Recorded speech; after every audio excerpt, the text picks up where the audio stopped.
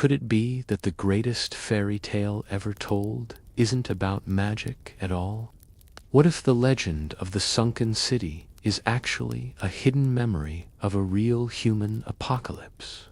We've all heard the whispers of Atlantis, seen the movies, and flipped through the comic books. But beneath all that fantasy and sci-fi, there's a truth that's way more captivating than any myth. It's a tale of paradise lost, of a people who reached for the sun, only to be tragically swallowed by the sea. Imagine, for a moment, standing on a high cliff edge overlooking the Aegean Sea. The water below is a deep, impossible blue, stretching out to the horizon, where it meets a sky of endless azure. The sun is warm on your skin. The air smells of salt and wild thyme. It is a moment of perfect peace before the adventure begins. But we are here to peer past the tranquil surface to look beneath the waves and beneath the surface of history itself.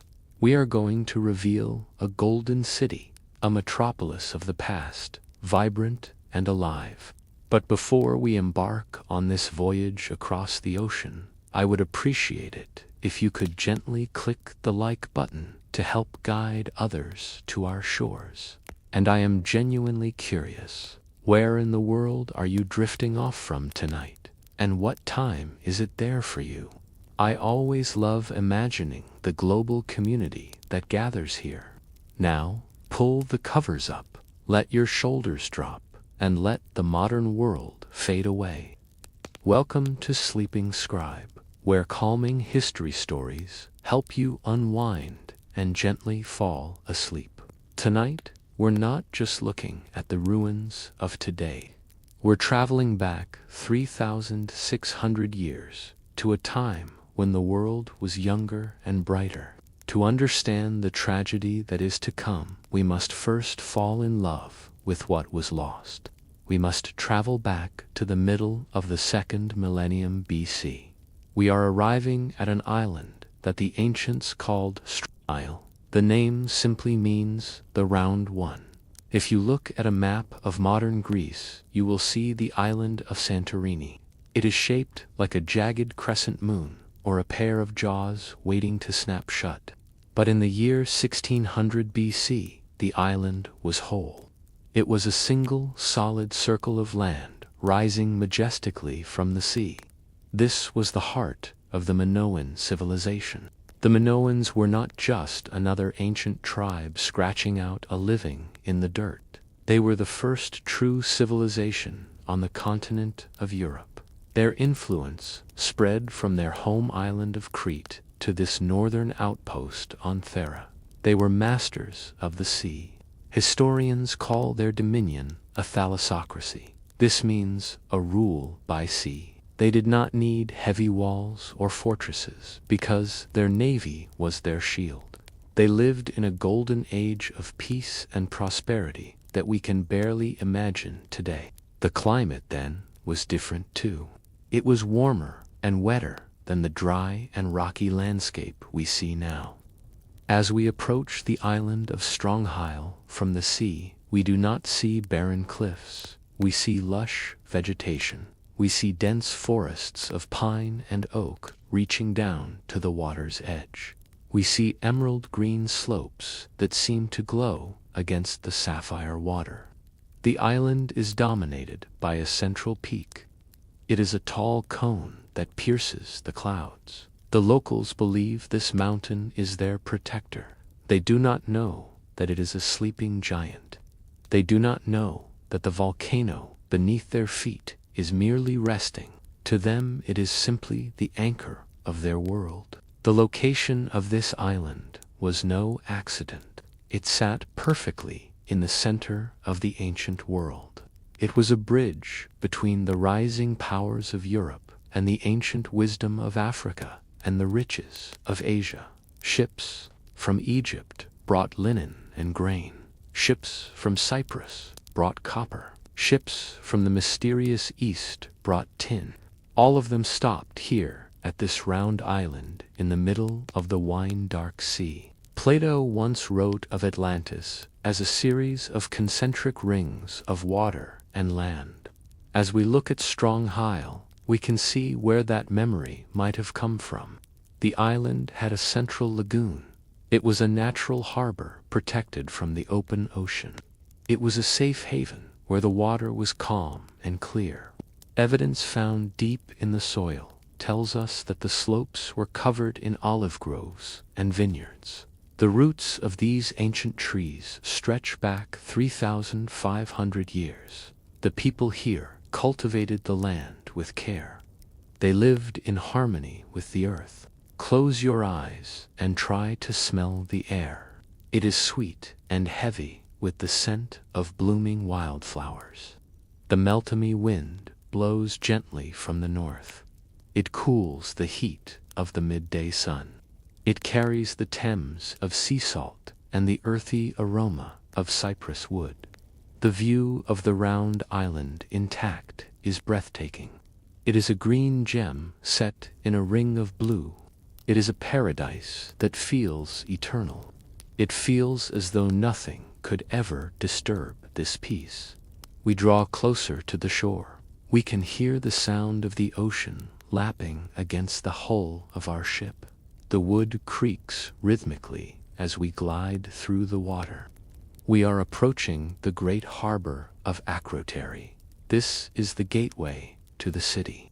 It is here that we begin to understand the true power of the In the ruins of the West House at Akrotiri, archaeologists found a masterpiece. It is known as the Flotilla fresco. It is a painting that spans the wall and depicts a massive maritime procession. Tonight, we are seeing that painting come to life. The horizon is filled with ships. These are not small fishing boats. These are grand vessels. They are long and sleek. They are powered by rows of oarsmen pulling in perfect unison. They have high sterns that curve elegantly upwards. Square sails catch the wind. The ships are not drab or utilitarian. They are works of art in themselves. The hulls are painted in vibrant shades of red and blue and yellow. They reflect in the shimmering water like dancing rainbows. The artists have decorated them with symbols of nature. We see paintings of dolphins leaping across the prow. We see birds in flight and flowers in bloom. This is a culture that celebrates the natural world. They do not paint scenes of battle or conquest on their ships. They paint beauty. The harbor is a place of chaotic joy. It is the beating heart of the Bronze Age economy. Listen to the sounds. There is the rhythmic chanting of the rowers. They keep time with the beat of a drum. Their muscles strain as they guide the massive ships into the docks. There is the shouting of merchants in a dozen different languages. They are haggling over the price of copper and gold. There is the thumping of heavy crates being unloaded onto the stone quays. The air here smells different. It smells of drying fish and freshly cut cedar wood. It smells of aromatic spices from distant lands. We can smell cumin and coriander. We can smell the sharp tang of wine being poured from large jars. The most valuable scent of all is saffron. This yellow spice was harvested from the crocus flower. It was worth more than its weight in gold. The Minoans were the masters of the saffron trade. It was used for dye and for medicine and for religious rituals. As we walk along the docks, we see the warehouses. They are lined with massive storage jars, known as pithoi. Some of these jars are taller than a man. They are filled with olive oil and grain and wine. They are the surplus of a wealthy society. The sheer abundance is staggering.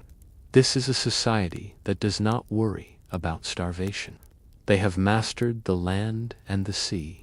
We see sailors from Mycenae with their rougher manners and weapons.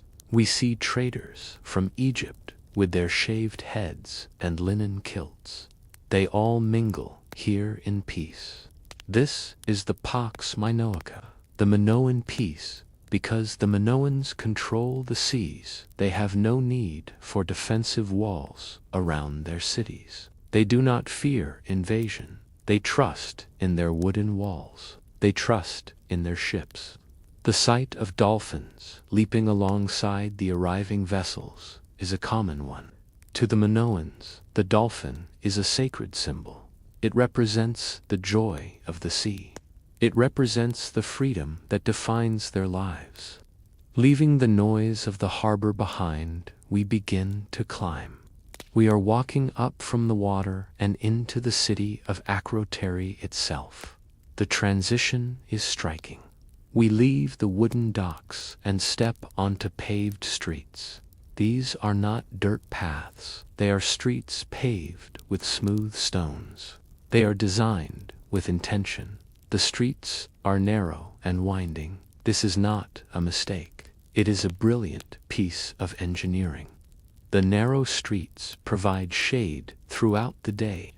They funnel the cool sea breeze through the city, acting as a natural air conditioning system. The buildings rising around us are unlike anything else in the ancient world. In most places, people live in single-story mud huts. Here in Akrotiri, the buildings rise 2 and 3 and even 4 stories into the air. It is a skyline that rivals modern towns. These are not crude structures. They are built with ashlar masonry. This means the stones have been cut into perfect squares and fitted together with precision. The facades are grand and imposing, but the true genius of the Minoans lies in what we cannot see. Beneath the cobblestones under our feet runs a complex network of terracotta pipes. This is an advanced drainage and sewage system. It is a marvel of engineering that will be lost for thousands of years after this civilization falls. The houses here have indoor toilets. They have bathrooms where water can be flushed away into the sewers below. It is a level of sanitation and comfort that the kings of Europe will not enjoy until the Victorian era. As we walk past the buildings, we notice something else. The walls are not rigid. The architects of Akrotiri knew they lived in a volatile land. They built their houses with wooden frames embedded inside the stone walls. This gave the buildings flexibility. When the earth shook, as it often did, the buildings would sway rather than collapse. They learned to live with the trembling of the earth. They adapted to their environment with intelligence and grace. The houses have large windows. This is another rarity in the ancient world. Most ancient houses were dark and smoky caves, but here the light floods in. The air circulates freely. We pass by workshops that open onto the street. We see the glow of a furnace where a metallurgist is working with bronze. We hear the spinning of a potter's wheel. The city is a hive of industry. There are specific buildings that archaeologists have named. We pass the House of the Ladies. We pass the Grand Zest 3 building. These were public spaces used for rituals and gatherings. But there is a haunting detail that we must acknowledge. In all the excavations of this great city, no human remains were found in the rubble. There were no bodies trapped in the streets. This suggests that the people knew something was coming. It suggests an orderly evacuation. But for now, the city is full. The streets are alive with the sound of sandals on stone and the laughter of children. We step inside one of the grand houses to escape the heat. The temperature drops instantly. The thick stone walls keep the interior cool, but it is not the temperature that takes our breath away, it is the color. Every inch of the interior walls is covered in frescoes. These are wall paintings done on wet lime plaster. The colors are vivid and arresting. We see deep reds made from iron earth. We see bright blues made from rare minerals. We see yellows made from saffron. The art of the Minoans tells us everything we need to know about their soul. In other ancient empires, the art is about power. It is about kings smiting their enemies. It is about oversized rulers dominating small subjects. But here, the art is about life. It is about joy. We see a fresco of blue monkeys climbing on rocks. They look playful and mischievous. We see a painting of two young boys boxing. They are wearing gloves, and their movements are dynamic. It is a snapshot of childhood energy preserved for eternity. We see the famous spring fresco. It depicts a landscape of lilies and swallows flying in the air. The lilies are swaying in the breeze. The birds are kissing in mid-air. It is a celebration of nature in its purest form. It is a declaration of love for the world they live in. The people who live here are as vibrant as their art. We see the women of Akrotiri depicted in the frescoes. They hold a status that is unique in the ancient world. In most Bronze Age societies, women were invisible or subservient. Here, they are central. They are shown wearing elaborate, flounced skirts that layer over each other in tiers of color. They wear open bodices that reveal their chests. They are adorned with jewelry. We see the flash of gold on a woman's wrist. We see earrings made in the shape of bees. The craftsmanship is incredibly delicate. They used a technique called granulation to create tiny spheres of gold. It is work that would challenge a master jeweler today. The women are shown gathering saffron. It is a ritual activity. They are the keepers of the sacred spice. The men are depicted with reddish-brown skin, while the women are shown with white skin. This is an artistic convention to distinguish the genders. The men are often shown engaged in sports. They are slim and athletic. They do not have the bulky muscles of warriors. They have the lithe bodies of acrobats. The most famous sport is bull leaping. This was not a fight. The goal was not to kill the bull. The goal was to grab the horns of a charging bull and somersault over its back. It was a dance with death. It was a display of courage and grace. Life in Akrotiri was rich in flavor. The diet was the original Mediterranean diet. They ate fresh fish caught that morning. They ate meat from sheep and goats. They had figs and grapes and barley. They drank wine that was mixed with honey and herbs to make it sweet and aromatic. We can imagine a family sitting on the roof of their home as the sun sets. They are sharing a meal. They are listening to the sound of a double flute playing a lively melody. The music drifts over the rooftops and down to the harbor. They had a writing system too. We call it Linear A. We find it scratched onto clay tablets and painted onto pots. It was used for administration.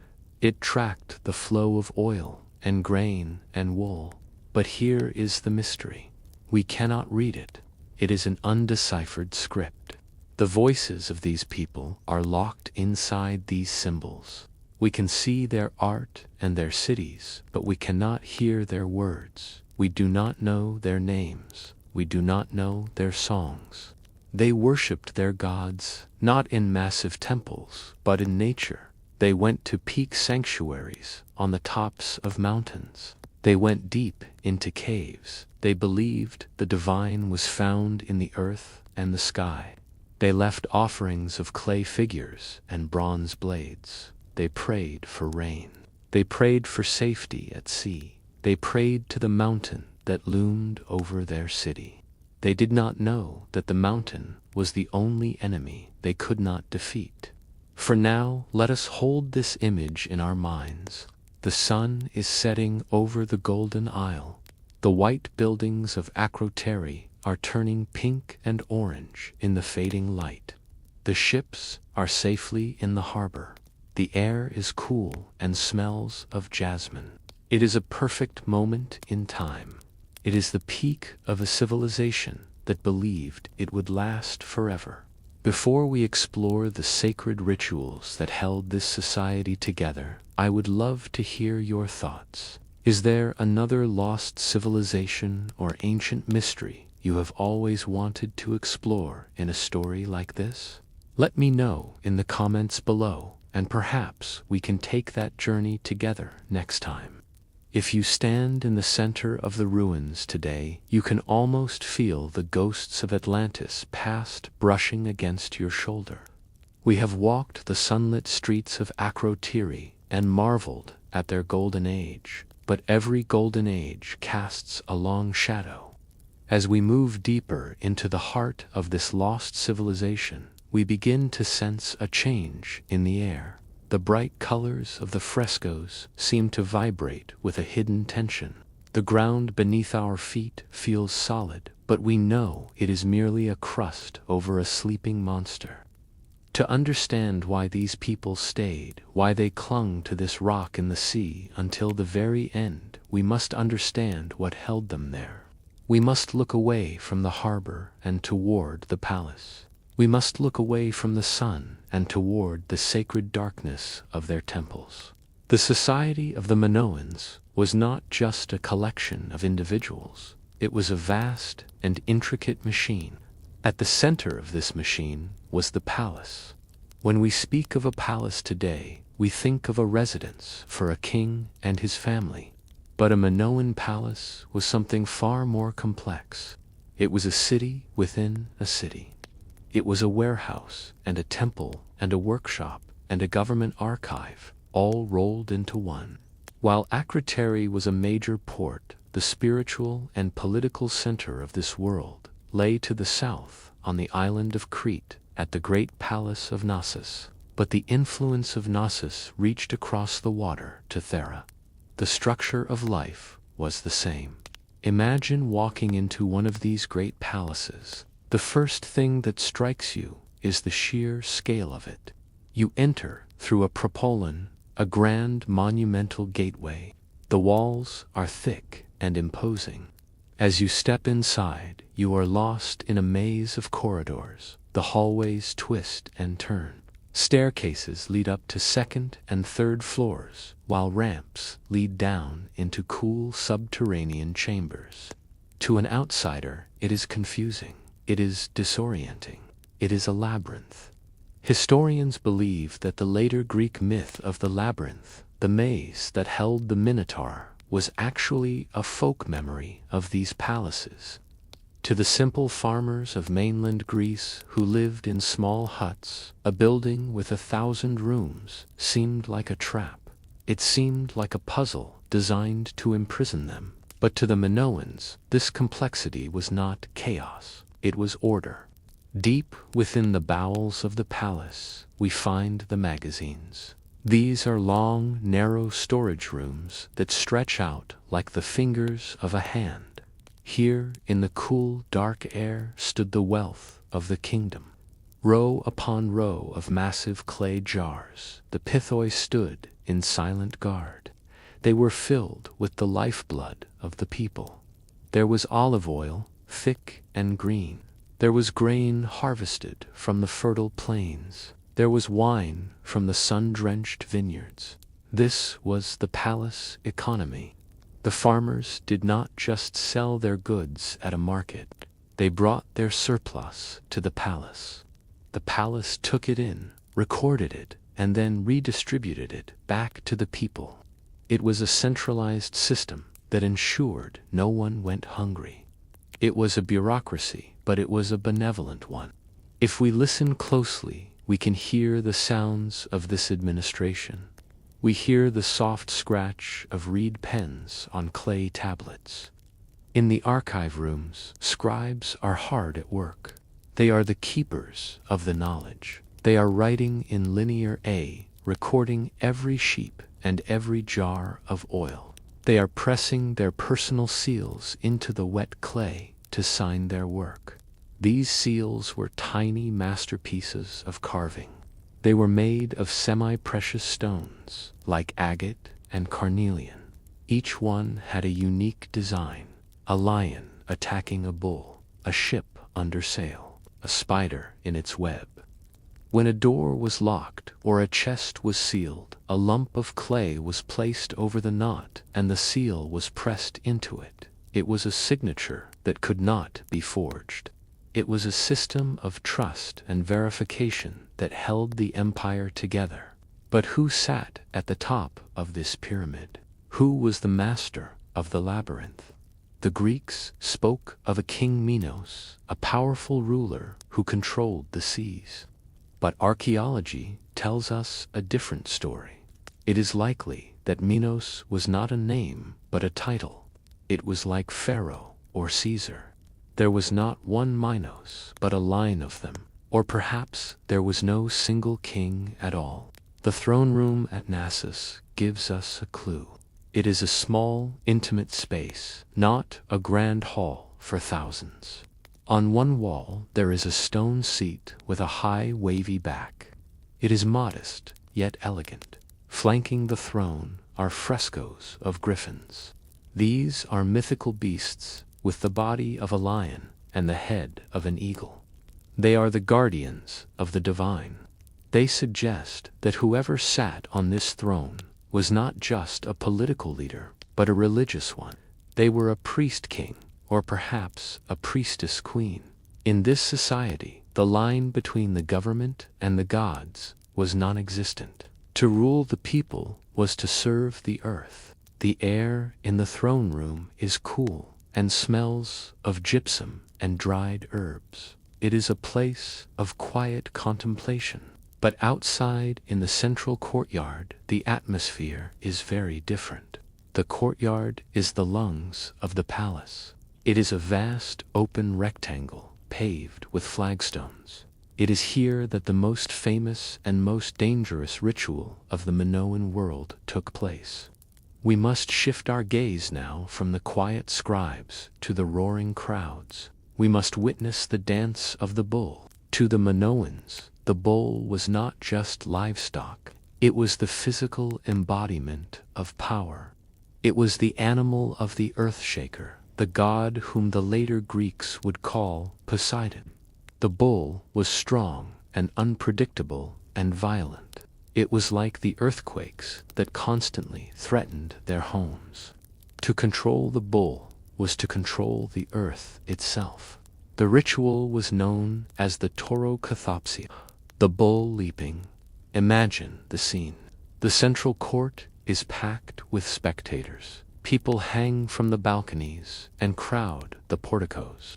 The noise is deafening, a mixture of excited chatter and nervous anticipation. Then silence falls. The heavy wooden gates open. A massive bull charges into the sunlight. This is not a modern bullfight. There are no capes and no swords. The goal is not to kill the beast. The goal is to become one with it. Into the arena steps the leaper. The frescoes tell us that both men and women participated in this, right? They are young and lithe, with muscles like coiled springs. They wear only a loincloth to allow for freedom of movement. The bull paws the ground. Its nostrils flare. It lowers its head and charges. The ground shakes with the thunder of its hooves. The leaper does not run away. The leaper runs toward the bull. At the very last second, just as the horns are about to gore them, the leaper reaches out. They grab the horns of the charging animal. Using the momentum of the bull's own upward thrust, the leaper swings their body up. They perform a perfect somersault over the back of the beast. They land feet first on the ground behind the bull. It happens in a heartbeat. It is a blur of motion, a dance of life and death. The crowd erupts in a roar that matches the bull itself. The leaper has touched the deadly power of the earth and survived. They have vaulted over the danger. It is a display of supreme athleticism, but it is also a prayer.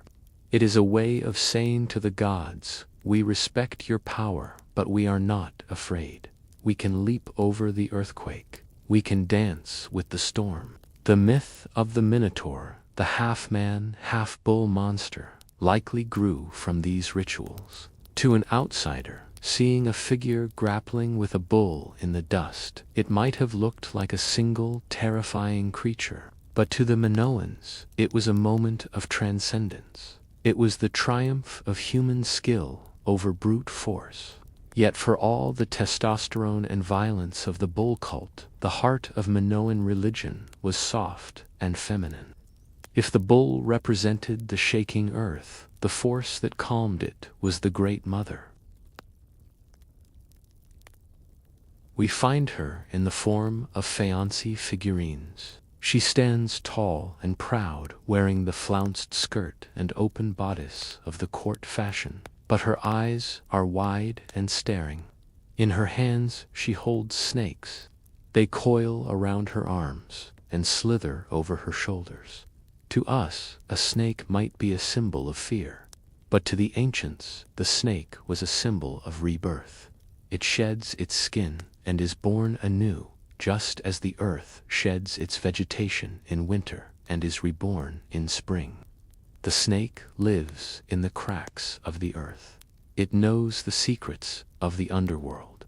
By holding the snakes, the goddess is showing that she controls the forces of the deep. The worship of the goddess did not happen in massive temples with golden statues. It happened in the darkness of small shrines or in the wild places of nature. The Minoans believed that the divine was present in the landscape. A strange rock formation, or a majestic tree, or a dark cave was seen as a beetle, a dwelling place of the god.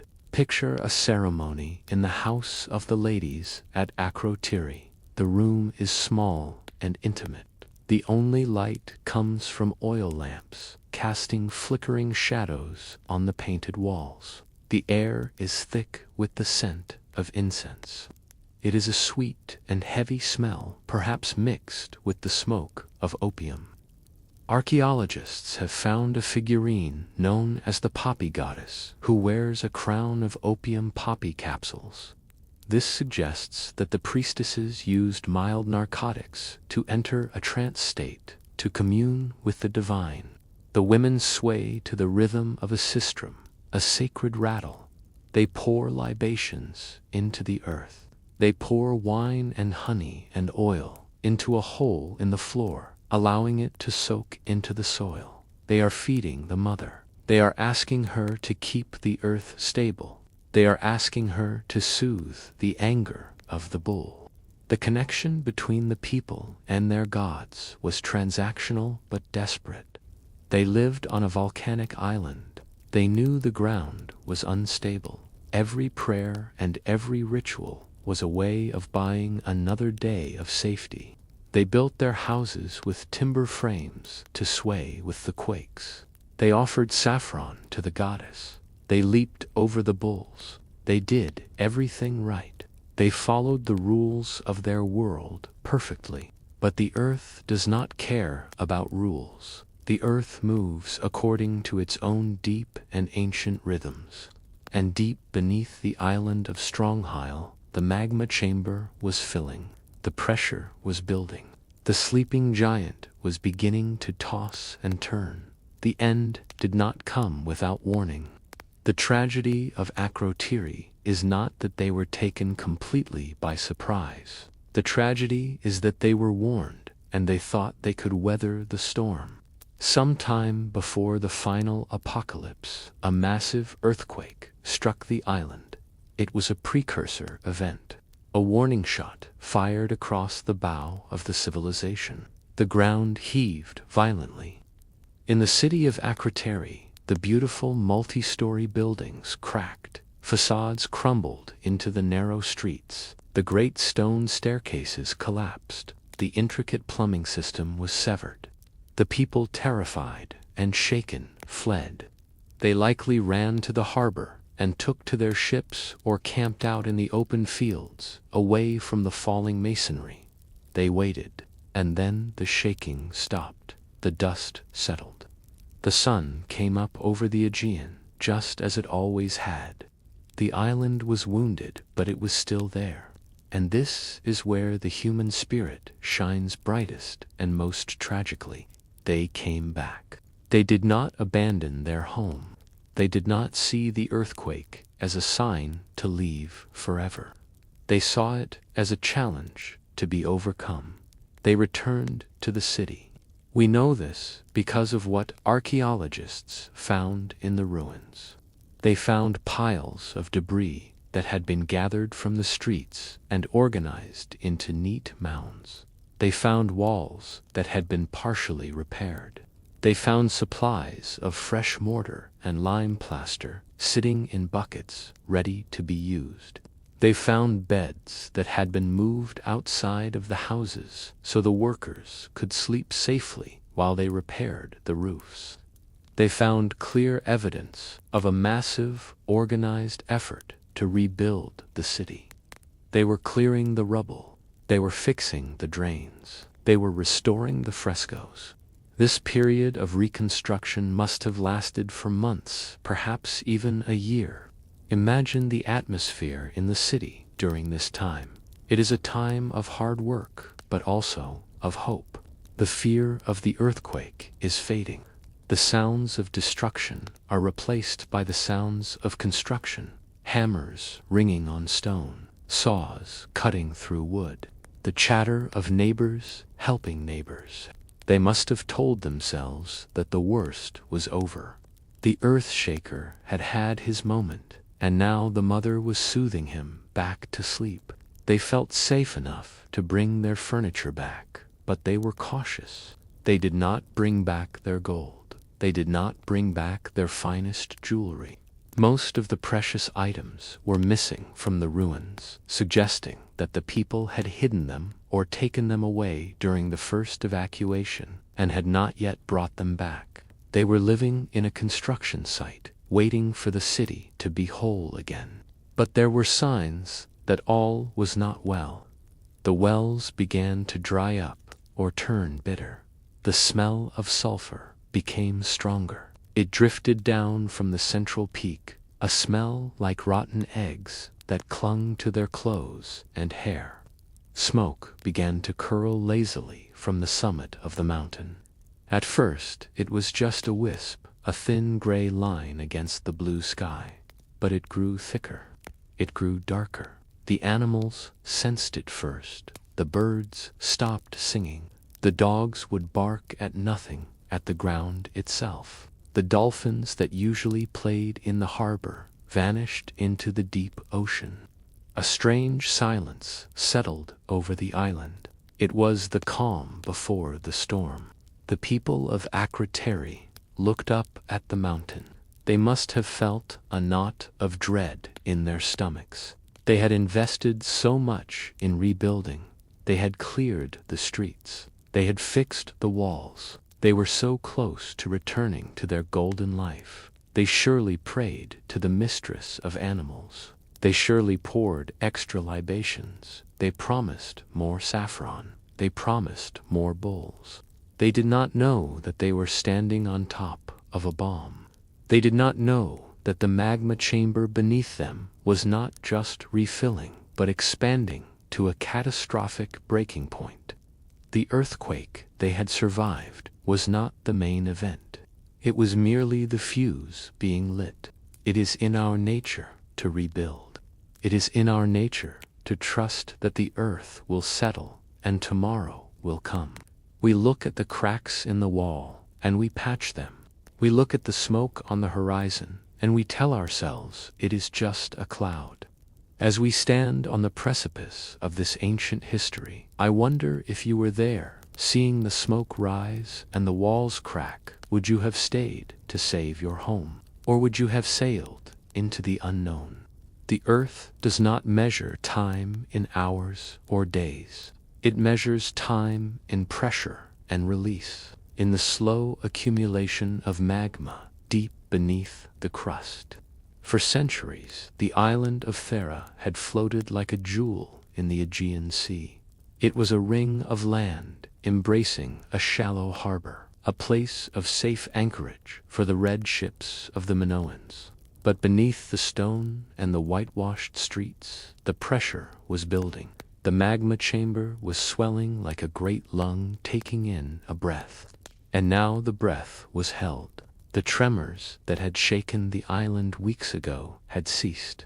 The smoke that curled from the central cone had thinned.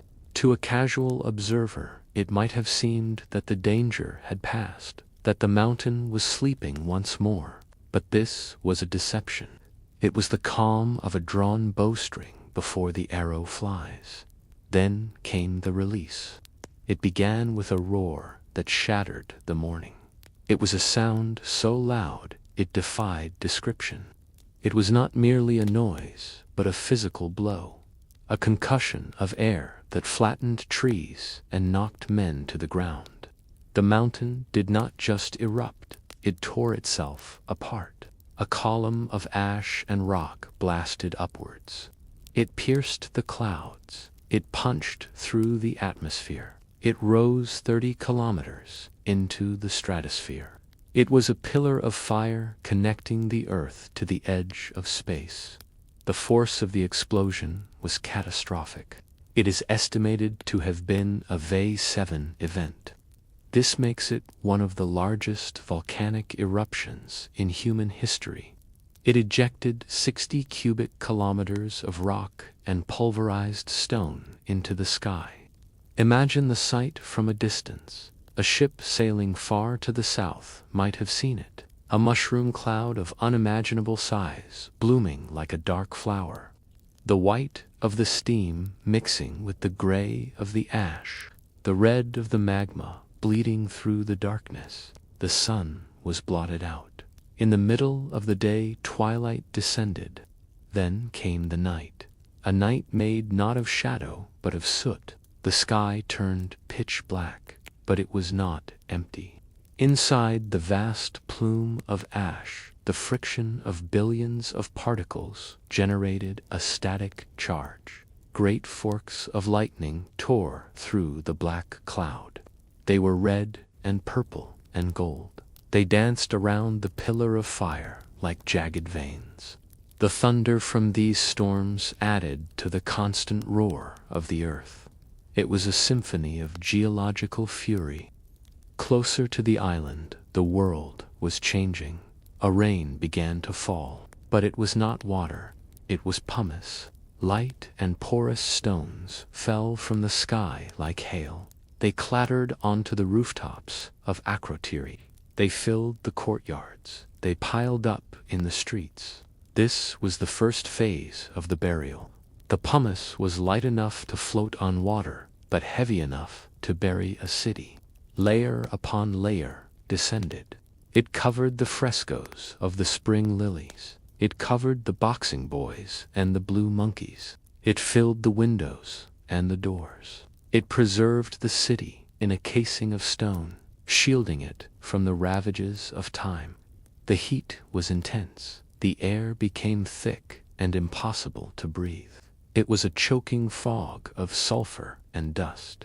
The vibration of the ground was constant, a deep rumble that shook the bones. It was the sound of the planet rearranging itself. Pyroclastic flows began to surge.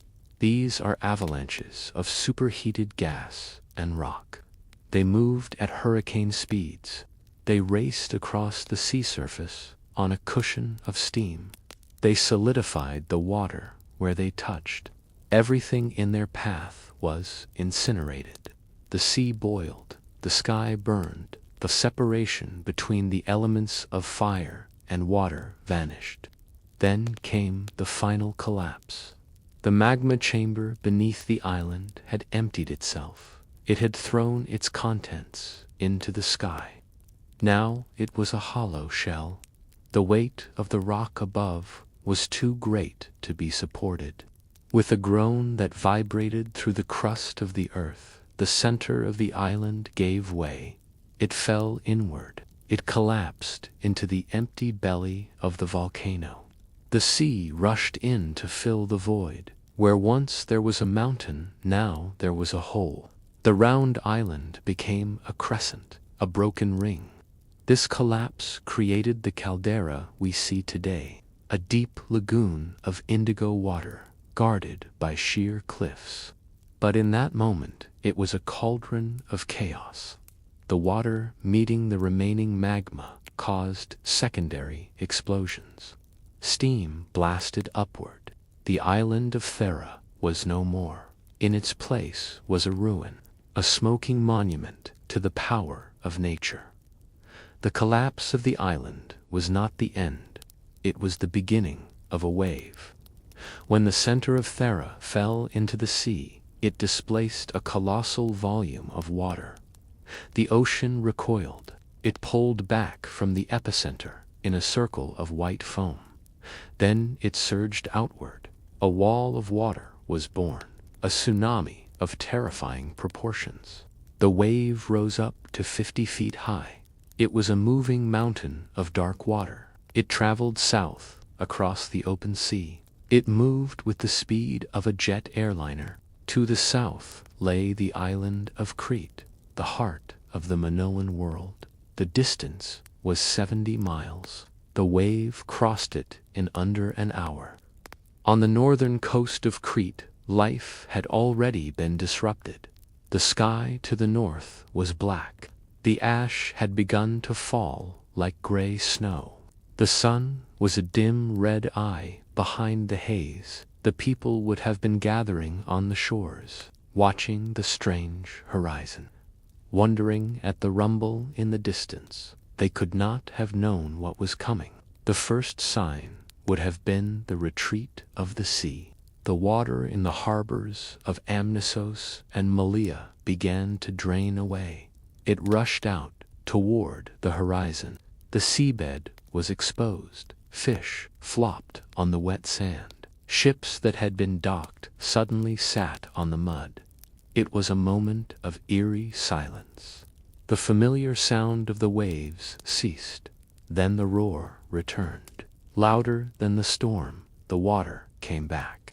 It did not come as a curling surf. It came as a turbulent flood, a chaotic surge of churning energy.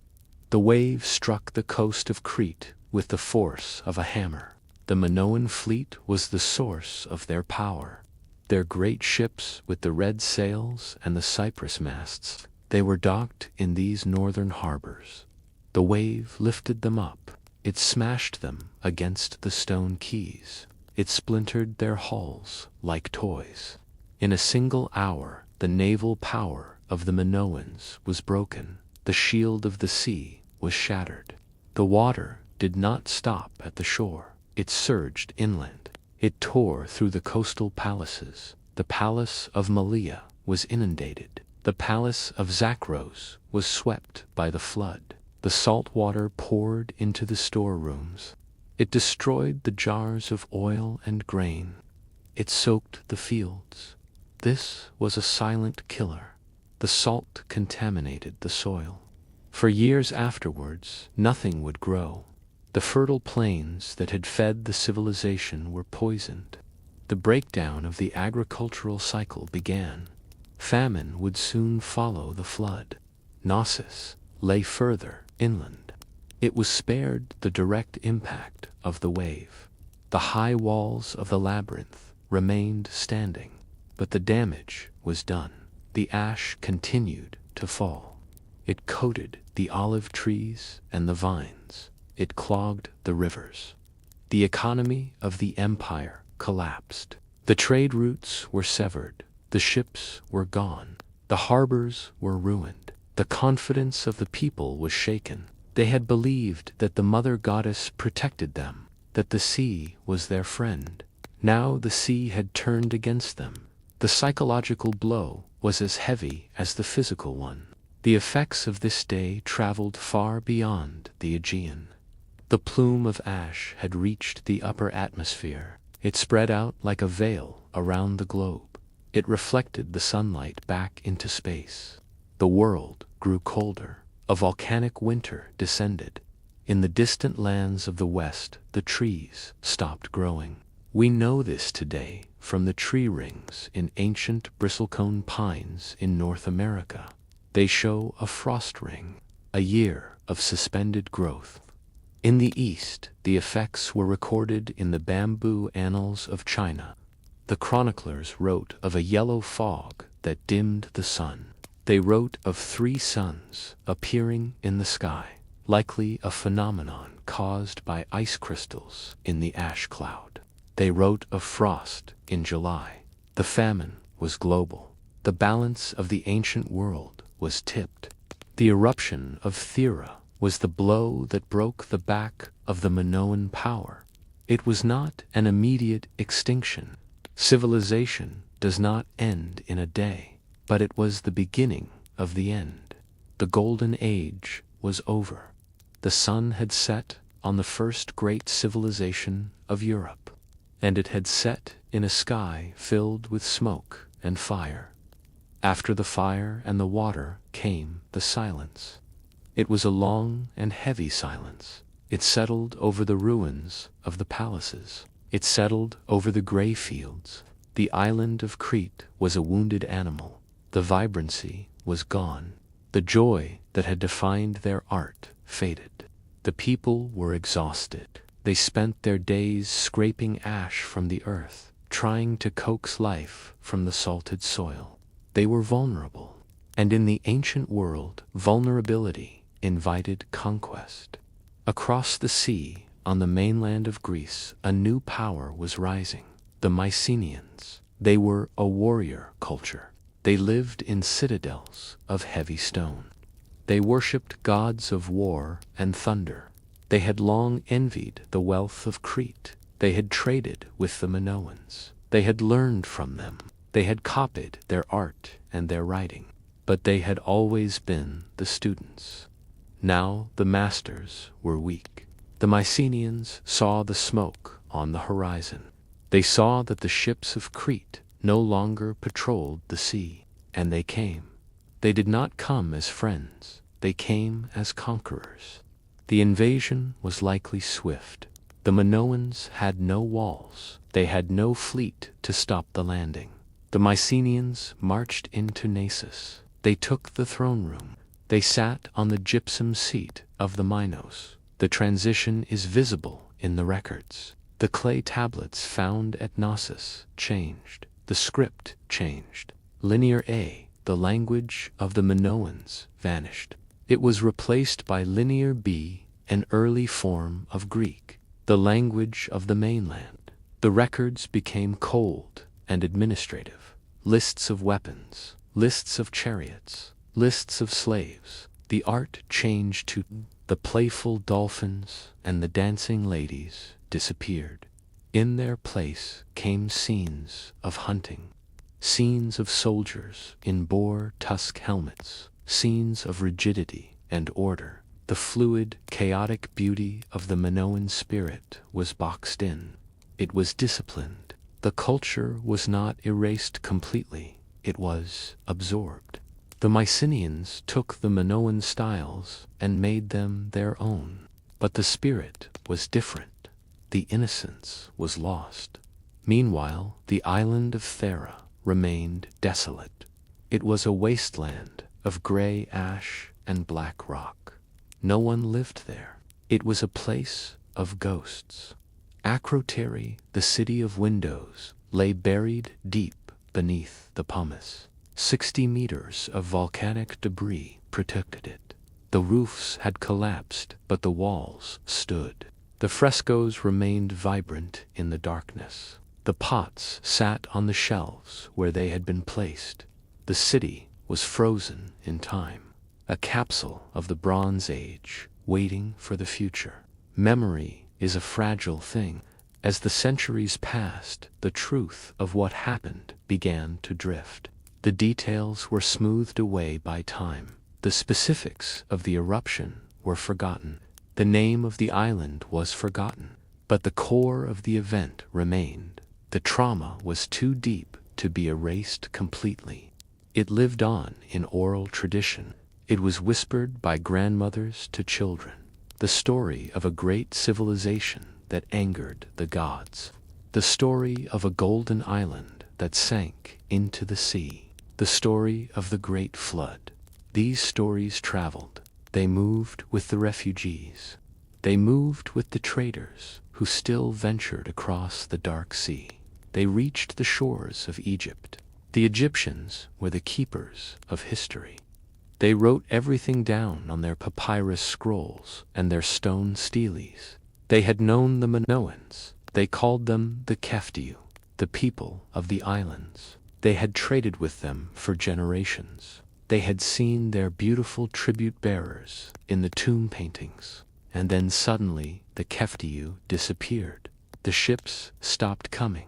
The tribute ceased. The Egyptians recorded this absence. They recorded the chaos in the north. The story of Sinai and other texts reflect a world in turmoil. A dark age descended on the Aegean, a time of poverty and depravity. The palaces were burned. The writing was lost. The light of civilization flickered and dimmed. But in the temples of the Nile, the memory was preserved. It slept there for 1,000 years. The story of the lost island, hidden in the hieroglyphs, waiting for a listener, waiting for someone to ask the right question. The listener arrived around the year 600 BC. His name was Solon. He was a lawmaker from Athens, a wise man, a poet. He was traveling to Egypt to learn from the ancients. He came to the city of Sais in the Nile Delta. It was a city of learning, a city of temples dedicated to the goddess Neith. The air in Sais was hot and dry. The light was sharp. The temple was cool and dim. Massive columns, painted in blue and green, rose into the shadows. The smell of incense and old papyrus filled the air. Dust motes danced in the shafts of light that pierced the gloom. Solon spoke with the high priests. He tried to impress them with the history of the Greeks. He spoke of the first man and the great flood of Duke. He tried to recount the genealogy of his people. The old priest listened quietly. A faint smile played on his lips. When Solon had finished, the priest shook his head. He spoke with the voice of the ages. He said, "Solon, you Greeks are never anything but children. There is not an old man among you. You possess no ancient memory." The priest explained that the Greek memory was short because of the catastrophes.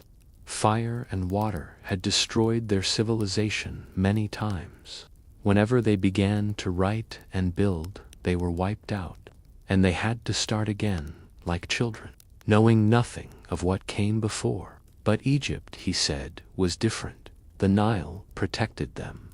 Their records went back thousands of years, and in their temples they had the story of Solon's own ancestors. The priest told him of a great power, a power that had existed long ago. He spoke of an island empire situated in front of the straits, an empire that controlled the sea, an empire that was wealthy beyond measure. He described the city with its rings of water and land, its red and black and white stone. He described the bulls and the rituals. He told of a great war between this empire and the ancestors of Athens. And he told of the end, how in a single day and night of misfortune the island disappeared into the depths of the sea. The priest gave a date. He said this happened 9,000 years ago. This is where the mistranslation likely occurred. The Egyptian symbols for 101,000 are visually similar: a lotus flower and a coiled rope. If the priest meant 900 years, it would place the event exactly in the time of the Minoan eruption, around 1500 BC, 900 years before Solon. The timeline fits perfectly. The description fits perfectly. The red and black stone of the volcanic island, the bull worship, the hot and cold springs, the sudden destruction. Solon wrote these things down. He took the story back to Greece. He intended to write an epic poem, but he never finished it. The notes were passed down through his family. They eventually reached his descendant, a man named Plato. Plato used these notes to write his famous dialogues, the Timaeus and the Critias. He changed the names. He added his own philosophical ideals. He called the island Atlantis, likely named after Atlas, the Titan who held up the sky. The Pillars of Heracles were the exit to the Atlantic Ocean. But in the ancient world, boundaries were fluid. The story of a great island sinking in the west could easily be transposed. The legend was born. The reality of the Minoans, the horror of the eruption of Thera, the tragedy of the tsunamis. It was all distilled into a myth, a dream of a lost paradise. The details of the plumbing and the frescoes were lost, but the feeling remained. The sense of a perfect world snatched away by the gods. It is a story that has haunted humanity ever since. We look for Atlantis in the Atlantic, in Antarctica, in the Caribbean, but the truth has been waiting in the Aegean all along, sleeping under the ash of Akrotiri, sleeping in the caldera of Santorini. And so the fires of Thera cooled, and the ash settled over the golden city, hiding it from the world for 3,000 years. The island that was once round became a crescent, a broken ring floating in the blue Aegean. The people, their names, and their songs vanished into the mist, leaving behind only a whisper that would travel from Egypt to Greece, turning from history into legend, and from legend into the dream of Atlantis. Now, as we let the history rest, we can begin to look at what remains. Sleep well, travelers, as we drift further into the quiet aftermath. The stylus moves across the wax. It makes a small scratching sound. It is a rhythmic friction in the quiet room. A hand pauses. It hesitates over the smooth surface of the tablet. And then it begins to move again. The year is roughly 360 years before the Common Era. The location is Athens, specifically the grounds of the Academy.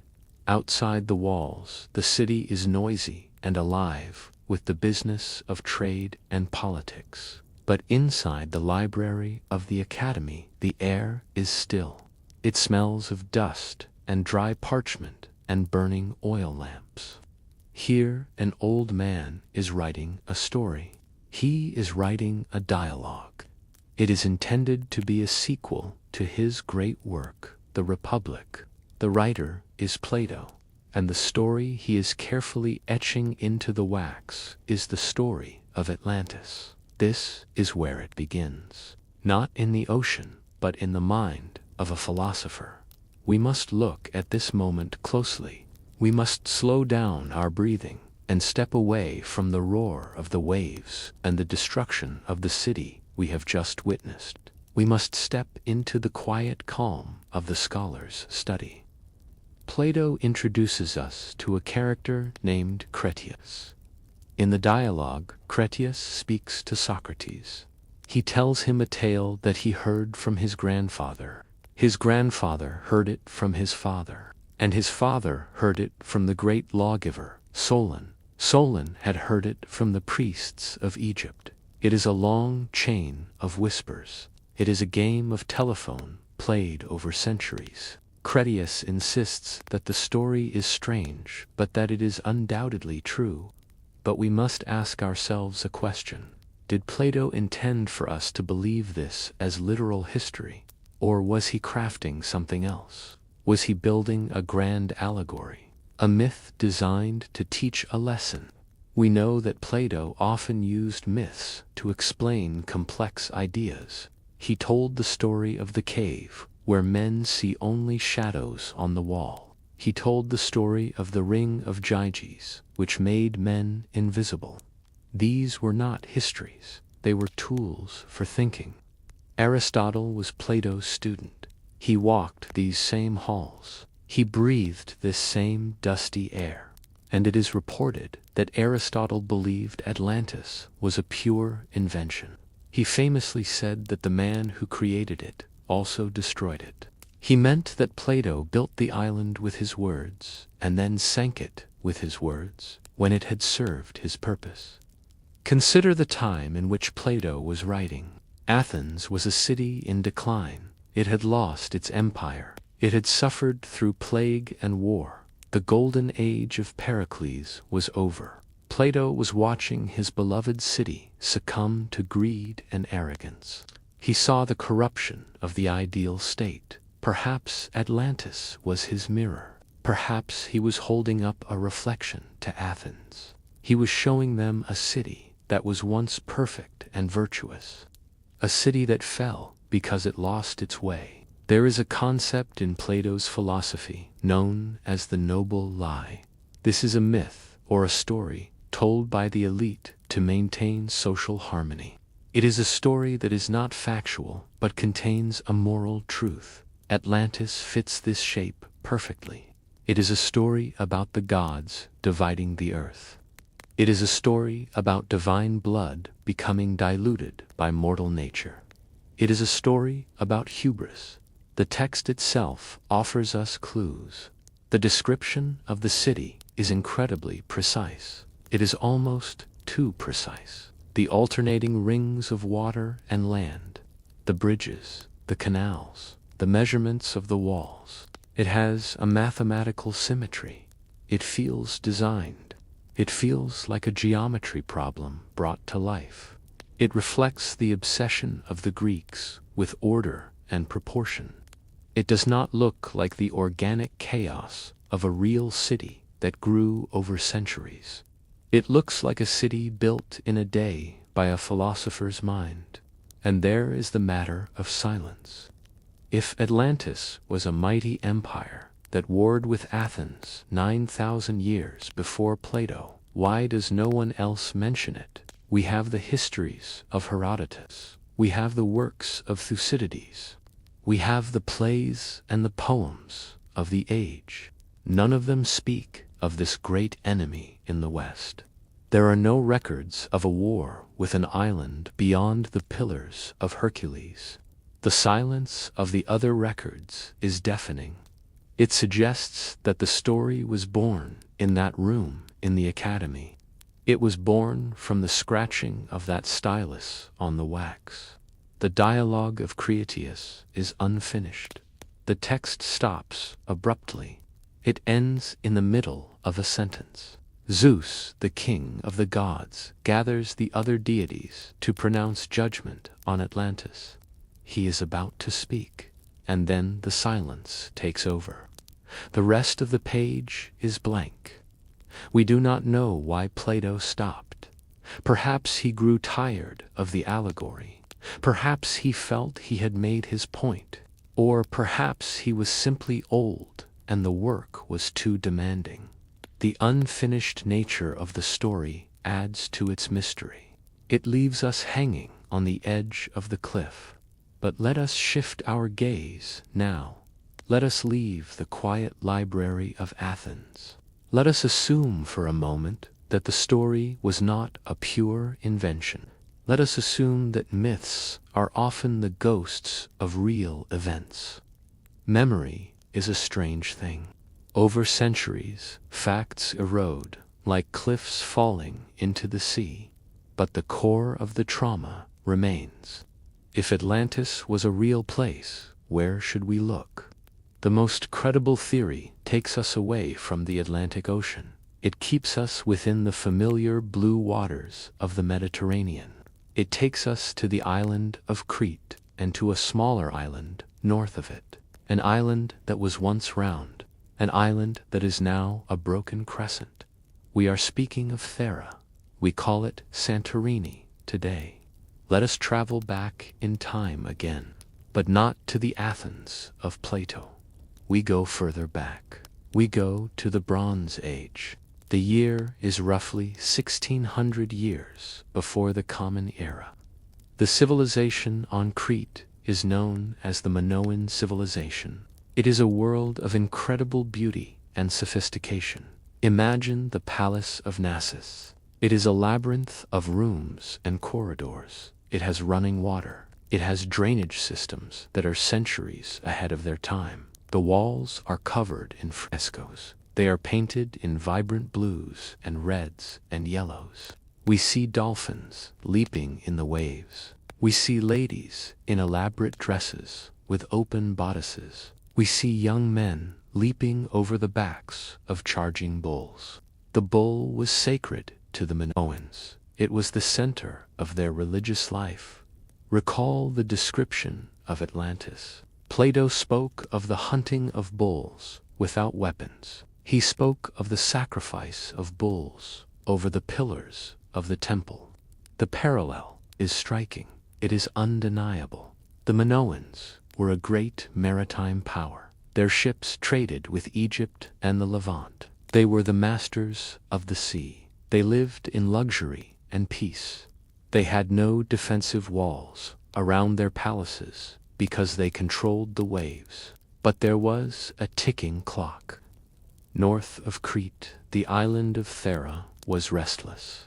Thera was a volcanic island, and sometime around 1600 years before the Common Era, it woke up.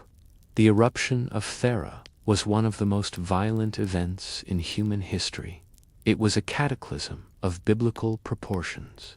The mountain did not just explode, it collapsed. The magma chamber emptied so fast that the roof of the island fell in. The sea rushed in to fill the void. This is the moment the earth shook. This is the moment the sun was blotted out.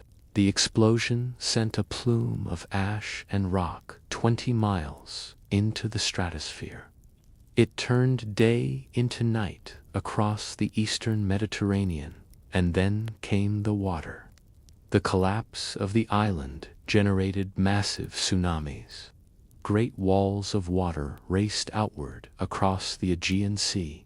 They smashed into the northern coast of Crete. They destroyed the Minoan fleet.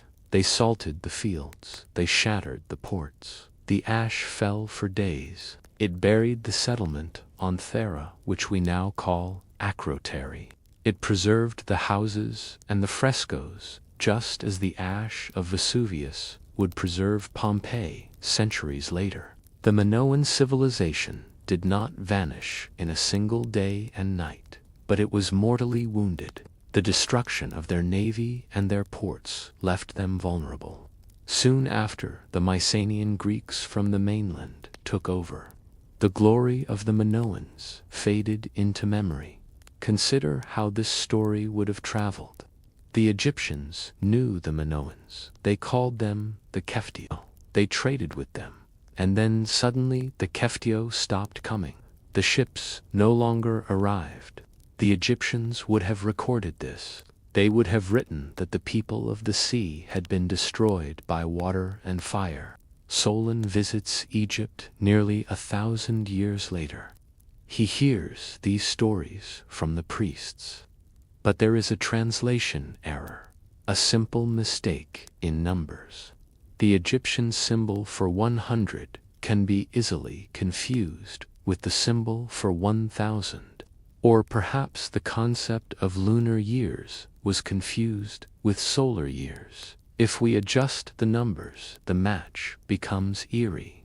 Plato says the destruction happened 9,000 years before Solon. If we reduce that to 900 years, it places the event exactly at the time of the Thera eruption. Plato says the island was larger than Libya and Asia combined. But perhaps this was a misunderstanding of the Egyptian word for place or country. The story fits. The red and white and black stones that Plato describes are found on Santorini today. The hot and cold springs are there. The concentric rings of water are the shape of the caldera itself. The Minoan hypothesis is the favorite of the historians and the geologists. It is grounded in rock and ash. It feels real.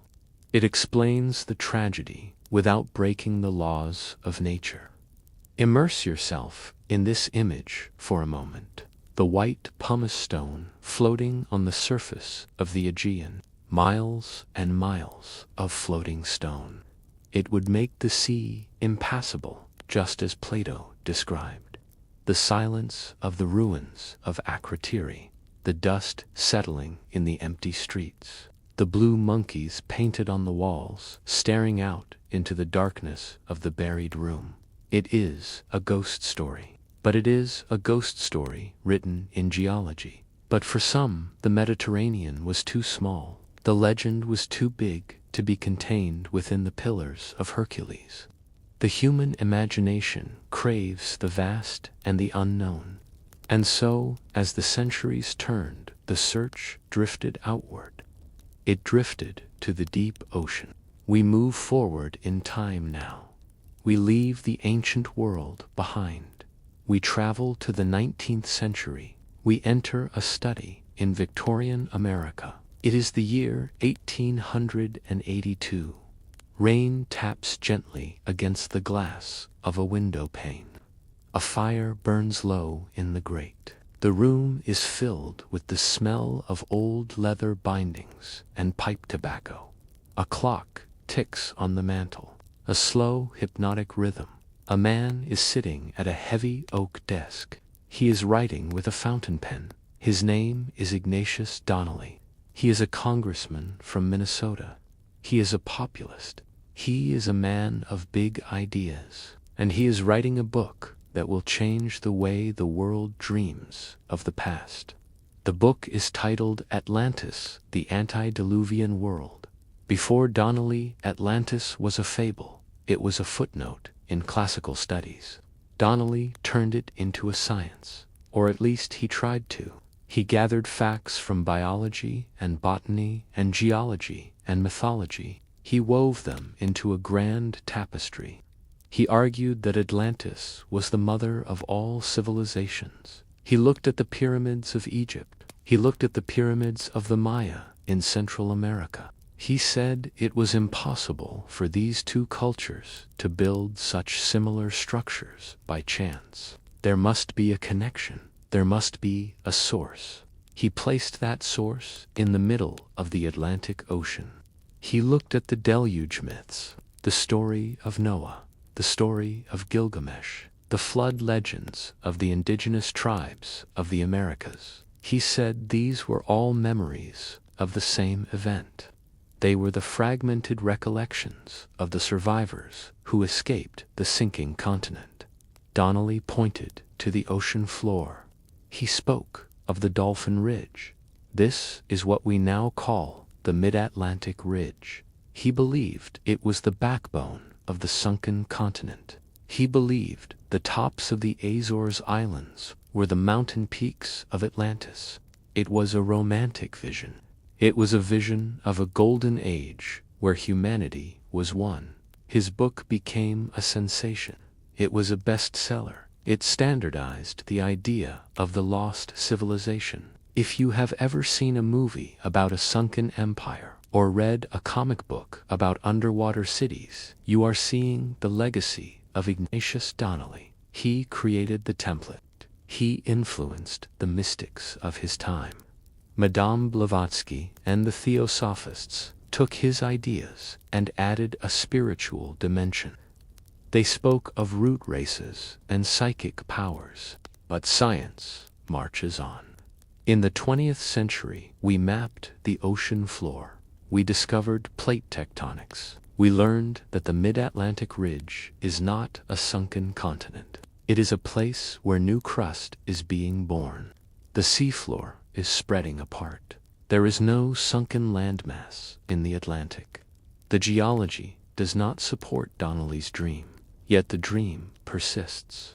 We can feel the allure of it. Sitting in that Victorian study, listening to the rain, we want to believe. We want to believe that there was once a bridge between the worlds. We want to believe that we are not isolated. Donnelly's Atlantis is a tragedy, but it is also a comfort. It tells us that we all come from the same home. The rain stops. The Victorian era fades. The maps change again. The search for Atlantis is a restless thing. It cannot stay still. It moves with the cultural currents of the time. In the 1960s, the focus shifted again. It moved from the cold Atlantic to the warm, tropical waters of the Caribbean. We are in the Bahamas now. The water here is different. It is not the deep navy of the open ocean. It is a brilliant turquoise.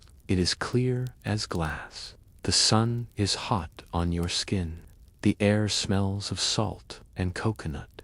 We are drifting over the shallow sands of Bimini. This chapter of the story belongs to a man named Edgar Cayce. They called him the Sleeping Prophet. He was an American mystic who would enter a trance state to give readings. He would lie down on a couch. He would close his eyes. His breathing would slow, and then a voice would speak through him.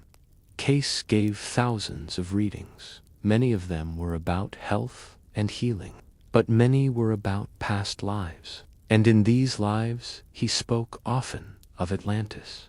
He described it not just as a city, but as a technological marvel. He spoke of crystals that generated power. He spoke of flying ships. He spoke of lasers. He painted a picture of a civilization that was technically superior to our own, but spiritually bankrupt. Cayce made a prediction. He said that Atlantis would rise again. He gave a specific date. He said that in 1968 or 1969, the ruins would be found near Bimini. And then, in 1968, a pilot flying over the waters of North Bimini looked down. He saw something in the water. He saw a shape that looked like a letter J. He saw a line of massive stones. They were arranged in a pattern that looked like pavement. They looked like a road. This is the Bimini Road. It sits under about 15 feet of water. Divers went down to investigate. They found large, flat limestone blocks. They were rectangular. They seemed to be fitted together. The world held its breath. The New Age movement embraced the discovery. It was the era of Aquarius. It was a time of spiritual seeking. People flocked to the Bahamas. They felt a special energy there. They believed the crystals of Atlantis were still active under the waves, emitting a power that could heal or transform. Geologists looked at the stones too. Their conclusion was less romantic. They identified the formation as beach rock. Beach rock fractures naturally into rectangular blocks. The action of the tides can arrange them in straight lines. They said it was nature mimicking art. They said there were no tool marks on the stones. There were no columns under the sand. But for the believers, the Bimini Road remains a sacred site. Swim there in your mind. The water is warm. The silence is heavy. You drift over the white stones. Seagrass sways gently in the current. A school of bright fish darts between the cracks. The sunlight dances on the bottom. It feels like a ruin. It feels like a road leading to nowhere. It fits the dream. It is close enough to touch, but mysterious enough to keep the secret. The search did not stop in the tropics. It pushed on. It went to the ends of the earth. It went to the place where the maps turn white. It went to Antarctica. This is the wildest theory of them all. It suggests that Atlantis is not underwater. It suggests that it is under the ice. Feel the temperature drop. The warmth of the Bahamas is gone. The wind is howling now. It screams across the flat, endless plateau of the polar ice cap. It is the sky and the land are one indistinguishable shade of gray and white. It is the most isolated place on the planet. This theory relies on a map from the year 1513, the Piri race map. It was drawn by an Ottoman admiral. It shows the coast of South America and Africa with amazing accuracy. But at the bottom of the map, there is a landmass that connects to South America. It looks like the coast of Antarctica, but it is an Antarctica without ice. The theory was championed by Charles Hapgood. He proposed something called earth crust displacement. He argued that the outer shell of the Earth can slip over the core like the skin of an orange. He said that 12,000 years ago, Antarctica was located further north. He said it was in a temperate zone. He said it was green. Imagine a civilization thriving there, a maritime empire at the bottom of the world. And then the crust shifts. The continent moves south. The cold descends. It does not happen over millions of years. It happens quickly. The snow begins to fall, and it never stops. The cities are buried. The temples are encased in ice. The people flee to the oceans. Einstein himself wrote a foreword to Hapgood's book. He was skeptical of the physics, but he found the idea intriguing. It provides a mechanism for the world-ending flood. If the ice caps melted or shifted, it would raise the sea levels globally. It would be a disaster remembered by every culture on Earth. We stand on the ice of Antarctica today. The silence is profound. It is a silence that has lasted for 12,000 years. The ice sheet is miles thick. If there is a city down there, it is preserved perfectly. It is frozen in time, sleeping, waiting. The geologists tell us that Antarctica has been covered in ice for millions of years. They tell us the map is just a drawing of a hypothetical southern land. They tell us the crust does not slip like an orange peel, but the narrative is powerful. It places Atlantis in the one place we cannot easily look. It places it in the forbidden zone. We have traveled far in this epilogue. We have traveled from the Nile Delta to the Aegean. We have sat in the dusty library of the Academy in Athens. We have watched the ash fall on the palaces of Crete. We have turned the pages of old books in a Victorian study. We have swum over the stones of Bimini. We have shivered on the ice of the South Pole.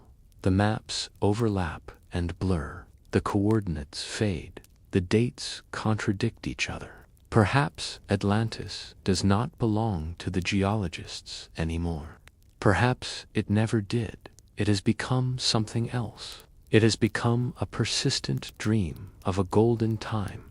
It is a memory of wholeness that we revisit when the world feels fractured.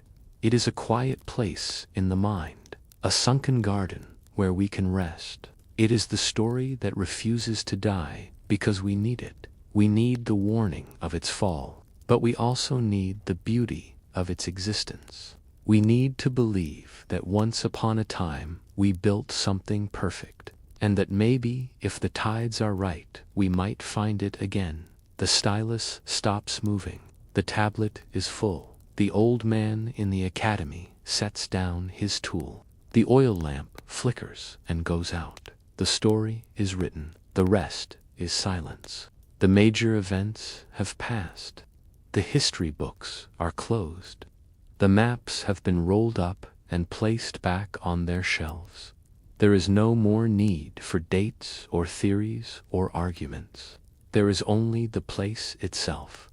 Let us go back there, not to the time of destruction, and not to the halls of power, but to the quiet corners of the island. Let us drift like a leaf on the wind.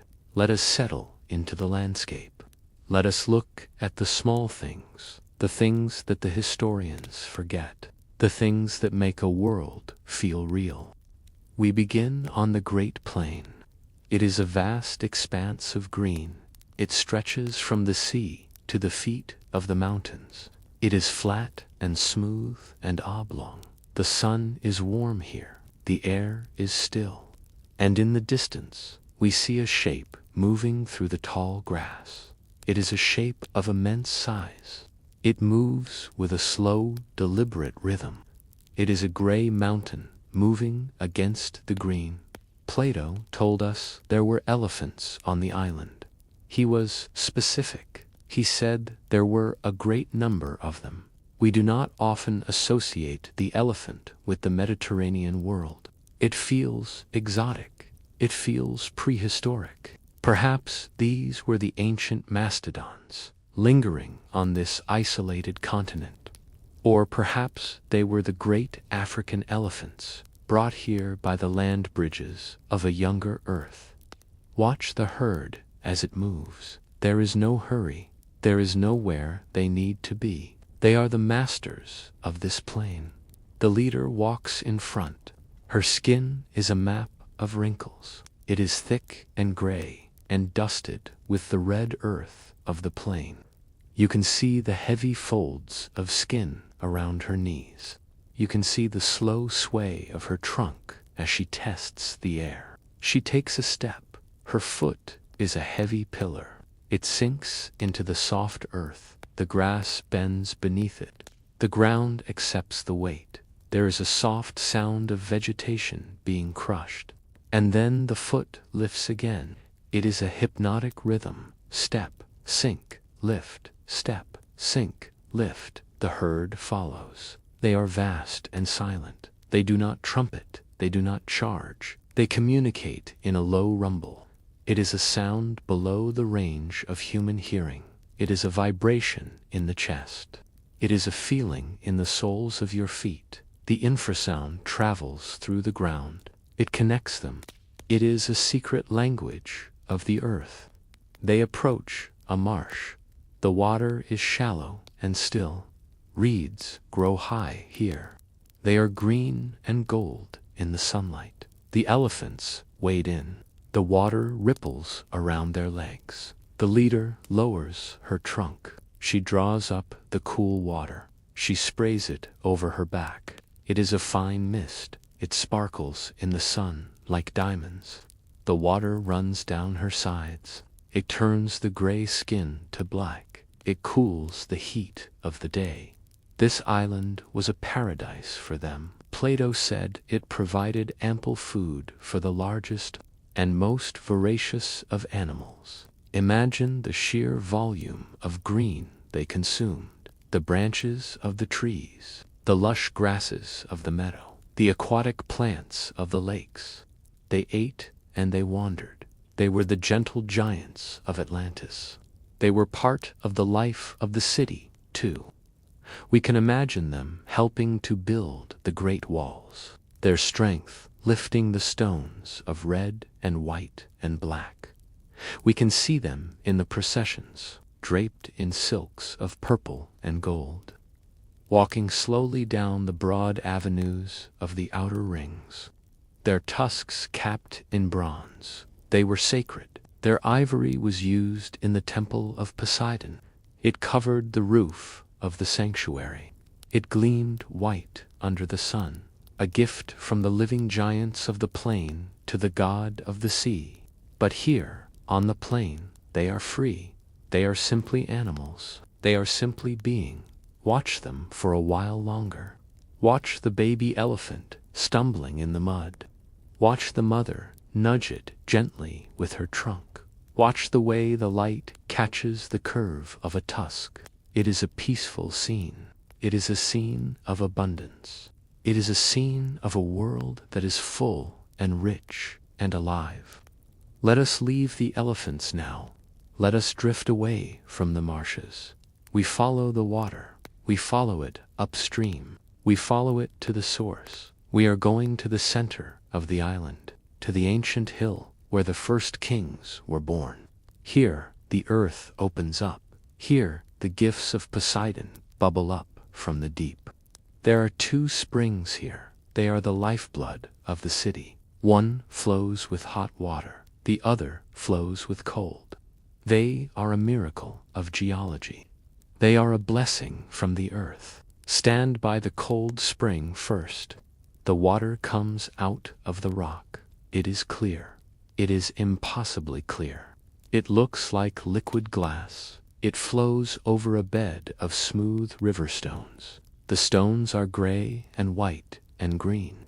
They are polished by the centuries of running water. Dip your hand into the stream. The water is cold. It is a sharp, bracing cold. It shocks the skin. It wakes up the nerves. Cup your hands and bring the water to your lips. It tastes of minerals. It tastes of stone and earth. It is sweet and clean. It is the taste of purity. Now walk a few steps to the other spring. The air changes here.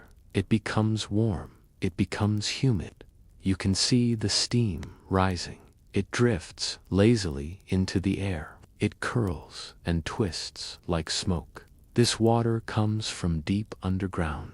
It comes from the places where the earth is still hot. It carries the heat of the planet's core.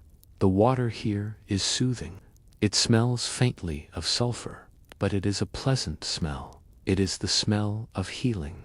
The Atlanteans built their lives around these springs. They built reservoirs to catch the water. Some were open to the sky.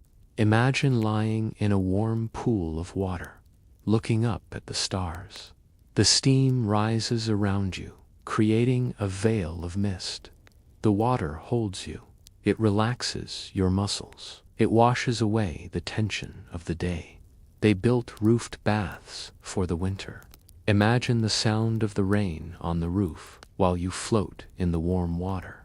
The contrast of the cold air outside and the heat inside. It is a sanctuary of comfort. The water did not stop there. It flowed out of the baths. It flowed into the grove of Poseidon. This was a garden of trees. The trees were tall and beautiful. They drank the water of the springs. They grew to incredible heights. Their roots went deep into the wet earth. Their leaves provided shade for the sanctuary. And then the water flowed on. It went into the aqueducts. It crossed the bridges. It traveled to the outer rings. It was carried to every corner of the city. It was a network of life. Every house had water. Every garden had a fountain. The sound of running water was everywhere in Atlantis. It was a background music to their lives, a constant, gentle bubbling, a reminder that the earth was providing for them. Sit by the springs for a moment. Close your eyes. Listen to the sound. The splash of the cold water hitting the stones. The hiss of the steam from the hot water. The gurgle of the overflow running into the channels. It is a sound that never stops. It flowed yesterday. It flows today. It will flow tomorrow. It is the heartbeat of the island. The water nourished the soil, and the soil was rich. Plato told us that the island produced every kind of plant. It was a botanical treasure house. Let us walk through the orchards now. Let us walk through the forests. The air is thick with scent. It smells of pine and cedar. It smells of damp earth and decaying leaves. It smells of flowers that have no names in our modern languages. Look at the trees. There are oaks with rough bark. There are cypresses that stand like dark flames against the sky. There are trees that produce aromatic woods. The Atlanteans used these woods to build their temples. When they burned the wood in the sacrificial fires, it released a perfume that filled the city, and there were fruit trees. Plato mentions the fruits having a hard rind. Perhaps he meant the coconut. Imagine the rough, fibrous texture of the shell.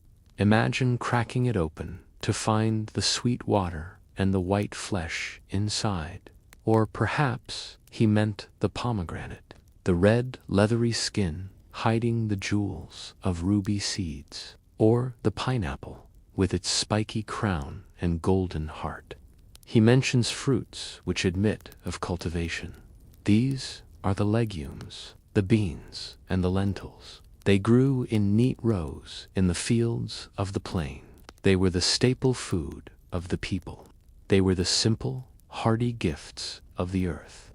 And then there were the pleasant kinds of dessert, the sweet fruits, the figs that hung heavy and purple on the branch.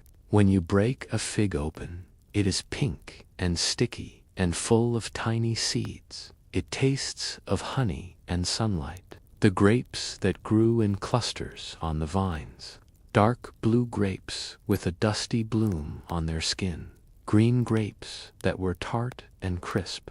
The soil was so good that they had 2 harvests a year. In the winter, they relied on the rains from Zeus. In the summer, they used the water from the canals. The land was always producing. It was always green. There was no season of death. There was only a cycle of growth and harvest. Imagine walking through these fields. The ground is soft under your feet. It is dark, rich soil. You brush past the leaves of the fruit trees. They are waxy and cool. You reach up and pluck a fruit. It is warm from the sun. You bite into it. The juice runs down your chin. It is sweet. It is the taste of a golden age. There was no hunger here. The earth gave freely. You did not have to toil and suffer to eat. You simply had to ask, and the island provided. It was the Garden of the Hesperides. It was Eden. It was a place where nature and humanity were in balance. The wind moves through the tops of the trees. It makes a sighing sound. It is a sound of peace. The leaves rustle. Thousands of leaves moving together. It sounds like the ocean. It sounds like a whisper. Listen to it. Let it lull you. The abundance of the earth surrounds you. You are safe here. You are fed. You are cared for. The sun begins to set. The light changes. It turns from gold to orange to violet. The shadows lengthen across the plain. The elephants stop their grazing and stand still. The birds settle into their nests. The day is ending. Let us go into the city now. But let us go quietly. We do not want to disturb the people. We are ghosts here. We are visitors from the future. We will walk the streets while the city sleeps. The night in Atlantis is not dark. It is lit by the moon and the stars. The sky is a deep, velvety indigo. The stars are bright and close. There is no pollution to hide them. They burn with a steady, cold fire. And there are lights in the city, too. Lanterns hang outside the doors of the houses. They are made of bronze and glass. Inside, a small flame burns. It casts a pool of warm amber light on the stone street. The light flickers in the sea breeze. It makes the shadows dance. The streets are paved with stone. The stones are cut perfectly. They fit together without mortar. They are smooth and cool to the touch. Your footsteps make a soft echo. Click, click, click. It is a lonely sound, but not a sad one. It is the sound of solitude. Walk along the outer ring. This is where the common people live. The houses are simple but beautiful. They are built of the red and white and black stone. You can see the texture of the rock in the moonlight, the rough grain of the lava stone, the smooth polish of the limestone. Pass by a window. It is open to the night air. You can hear the sound of breathing inside. A family is sleeping. They are safe behind their walls. They do not know that their world will end. They only know that the night is cool and the bed is soft. Walk to the bridge. There are guard towers here, but the guards are relaxed. There is no enemy. They are leaning against the stone walls. They are looking out at the water. They are talking in low voices. You can hear the murmur of their conversation, but you cannot make out the words. It is just a soothing drone. Look down at the water in the canal. It is black and glossy. It reflects the moon. The reflection is broken by small ripples. The water laps against the stone quay. Slap, slap, slap. It is a rhythmic sound. it is the breathing of the ocean. The air here is salt-laden. You can taste the sea on your lips. It is humid and heavy. It feels like a blanket. It wraps around you. It keeps you warm. Walk further in. Cross the bridge to the next ring. This is the ring of the warriors and the merchants. The houses are larger here. There are gardens behind the walls. You can smell the jasmine and the night-blooming flowers. The scent is intoxicating. It hangs in the heavy air. The city is a circle. If you keep walking, you will always come back to where you started. It is a mandala. It is a symbol of eternity. The streets curve gently. You can never see too far ahead. The curve hides the destination. It makes the walk feel endless. Everything is still. The workshops are silent. The hammers are down. The chisels are resting. The markets are empty. The stalls are covered. The noise of commerce is gone. There is only the architecture, the silent stones, the sleeping city. It feels permanent. Walking these streets, touching these walls, you feel that this place has always been here and will always be here. The stone feels solid. The bridges feel unbreakable. The water feels eternal. It is a beautiful illusion. We know the end of the story. But tonight, in the dream, the end does not exist. There is only the now. There is only the peace of the sleeping city. And finally, we cross the last bridge. We cross the bridge to the center, to the island of 5 stadia, to the navel of the world. This is the most sacred place. The silence here is deeper. It is heavier. You feel it pressing against your ears. The noise of the outer rings does not reach here. The sound of the ocean is just a distant whisper. You are standing in the precinct of Poseidon. The great wall of gold surrounds you. It glows faintly in the starlight. It looks like a ring of fire that has been frozen. In the center of the enclosure, there is a sanctuary. This is the spot where the god fell in love with the mortal woman, Cleito. This is where the dynasty began. This is the heart of the empire. It is a place of memory. Even the Atlanteans treated it as a museum. They left the original home of Cleito untouched. It stands there in the center, a simple house from a simpler time. It is surrounded by the grandeur of the later temples, but it remains humble. Stand here in the center. Look up. The temple of Poseidon looms above you. The silver pinnacles catch the starlight. The ivory roof glows pale and ghostly. The statues of gold seem to watch you, but do not look at the gold. Look at the space. Feel the geometry. You are in the exact center of a set of concentric circles. You are the bullseye. The entire city, the entire island, radiates out from this point. The canals, the walls, the streets, they all ripple out from where you are standing. It feels grounding.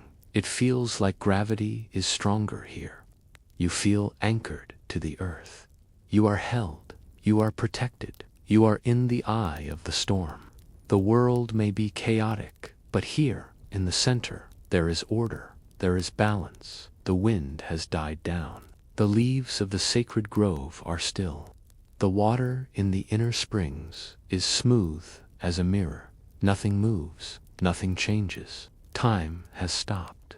This is the treasury of details. We have collected the sights and the sounds and the smells.